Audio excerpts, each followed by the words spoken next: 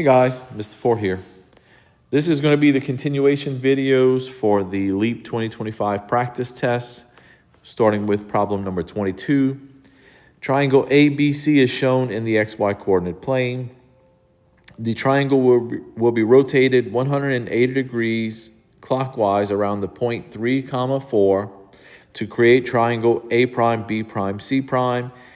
Indicate whether each of the listed features of the image will or will not be the same as the corresponding feature in the original triangle by marking an X in the appropriate box in the table. All right, so let's look at what that would appear like. Now, we don't have the full Cartesian coordinate plane, but we can see that that point of rotation would be here.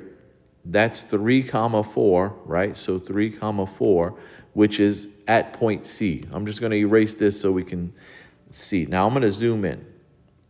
And if it's rotated 180 degrees, right? You have to imagine it rotating 180 degrees around that point, right? It would end up looking sort of like this. So this is 1, 2, 3, 4, 5. So 1, 2, 3, 4, 5. So basically, maybe like that. No, that's too far.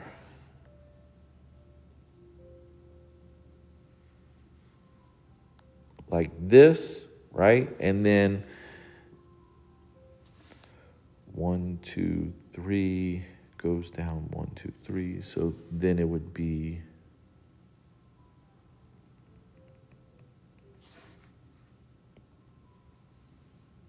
basically like this, right? Now, I know it's not perfect, of course.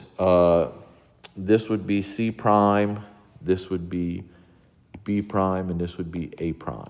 All right. So if you can visualize what that would look like.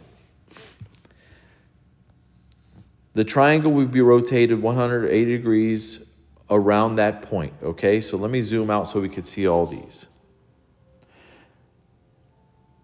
The coordinates of A prime, all right? So what this is asking is, will they be the same? Will they not be the same? So the coordinates of A prime, which is way up here, obviously are not going to be the same as A, right? So they're not going to be the same. The coordinates of C prime, well, that you can see is going to be the same because that's the point of rotation. So that will be the same. All right? So we'll put our X. The perimeter of A prime, B prime, C prime. Well, that's also going to be the same because the shape has not changed at all. So that's still a good one too. You can see that these two triangles are going to be congruent because this was a rigid transformation. The area of A prime, B prime, C prime, of course, that would also be the same because, like I said, this is a rigid transformation. Those triangles are still congruent. And then the measure of angle B. Well, once again, if angle B is a corresponding part of congruent triangles, then they are congruent. So the measure of angle B would also stay the same. And then the last one, the slope of A prime, C prime. Well, if you notice, when I did the illustration, that ends up being the same line. When you have that 180 degree rotation, it ends up being the same line. So the slope of A prime, C prime is going to be the same slope as AC. So those should have been your selections. All but one will stay the same. All right, number 23. The figure shows lines R, comma, N and P intersecting to form angles numbered 1, 2, 3, 4, 5, and 6. All three lines lie on the same plane, meaning they are all coplanar. Let me put that word in here so we can remember it. Coplanar. Based on the figure, which of the individual statements would provide enough information to conclude that line R is perpendicular to line P? All right, so let me zoom in. Line R is perpendicular to line P. Let me go ahead and highlight those two lines. So this is line R. And let's do line P. Oops. Line P. Now I want you to notice also here it says not to scale. So you cannot go based on the illustration. You cannot go based on the illustration. All right. So which of these factors would, so I'm trying to see all of them. Which of these factors would give you information that you could conclude that line R is perpendicular to line P? All right, so let's look at what we have. The measure of angle 2 is 90 degrees. Well, this one, if this angle is 90 degrees, this is angle 2, then that would not show that those are perpendicular. So this one, if this is 90 degrees, then this over here would have to be 0 for those two lines to be perpendicular. So that's not the case. So that's not going to be a choice for us, okay? So this one is not. B, measure of angle 6 is 90 degrees. Well, that makes sense because if measure of angle 6 is 90 degrees, then that's the two lines, that's the angle that's formed by those two lines when they intercept. So yes, that one would be good. And then the measure of angle 3 is equal to the measure of angle 6.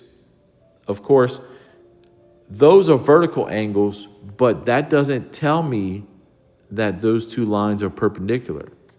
We would need B to be true to know that they're perpendicular. So this one you cannot use. Measure of angle 1 plus angle 6 is equal to 90. No, that wouldn't work either because 1 and 6 are on different sides of that line. And then E, the measure of angle 3 plus the measure of angle 4 would equal 90. No, that wouldn't work either because those are on different sides of that line R also. And then the measure of angle 4 plus the measure of angle 5 equals 90. Yes, that would work because that's this angle here with those two angles together. So that tells me that those two would work. So the two answer choices you should have selected for this problem would have been B and F.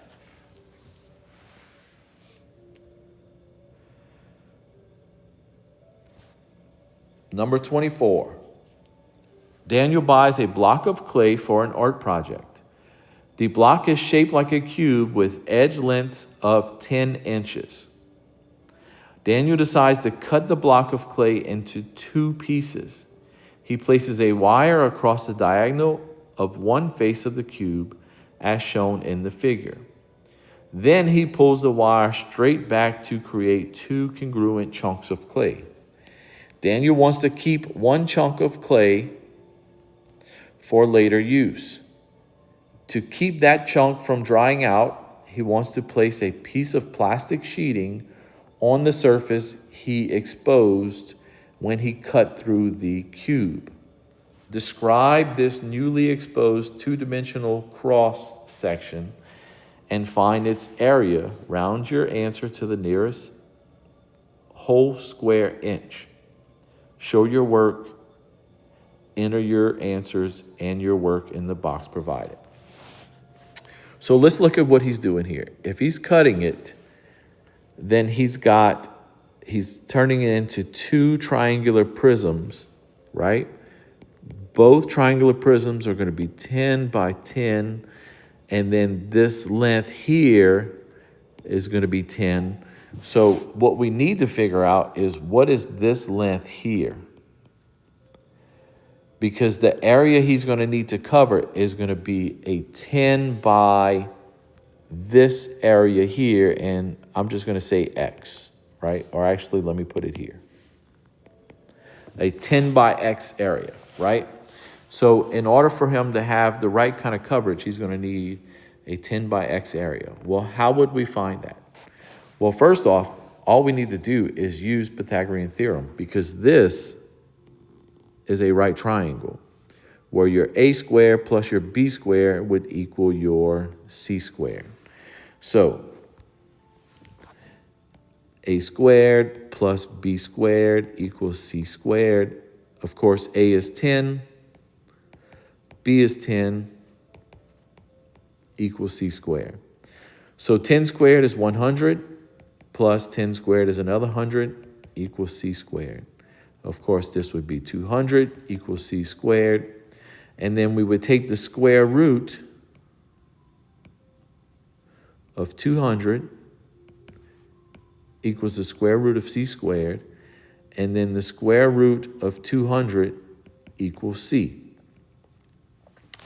Now, that's going to be one length. The area of that surface, if you can imagine the surface that's going to look basically like this. On the back side,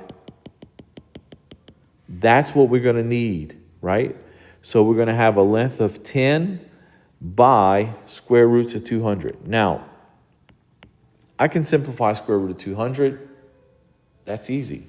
That's going to be 10 square roots of 2, right? Because this would be the square root of 2 times 100, which is the square root of 2 times the square root of 100, which simplifies to 10 square roots of 2, right? So that square root of 200 we could just say is 10 square roots of 2. Well, then we would need an area of 10 by 10 square roots of 2, which would end up being 100 square roots of 2 units squared. That's how much area we would need to cover. So that's what we would need, that the sheeting that we would use, the plastic sheeting, would need to be that big. But I want you to notice something. Look what happened when we found those side lengths. We had 10 and we had 10 square roots of 2. And if you notice, when we took that cube, I'm just going to draw this cube, and my drawing is not going to be perfect, but that's okay. When we took that cube and cut it in half, we cut it this way, right? Look what we made. We made a 45, 45, 90 triangle. So we had x, x, and x square roots of 2, right? Because it's 10, 10, and 10 square roots of 2. So this is one of those special right triangles. Remember, a 45, 45, 90 is going to have side lengths that are the same. So it'll be x, x, and x square roots of 2, right? And this is 45. This is 45. And of course, this would be 90. So that's just one of those things that we should remember at this point, and you can fall back on if need be. All right, so all that information put in the box, that's fine. I think if you were to put this much information in there, this would be definitely sufficient enough to get all the points needed for this question. All right, that's going to be it for this video. Short, sweet video 21, or I'm sorry, 22, 23, and 24. The next video may be a little bit longer because it's going to have a little bit more difficult problems. As always, love you guys, and just keep staying golden, my nuggets.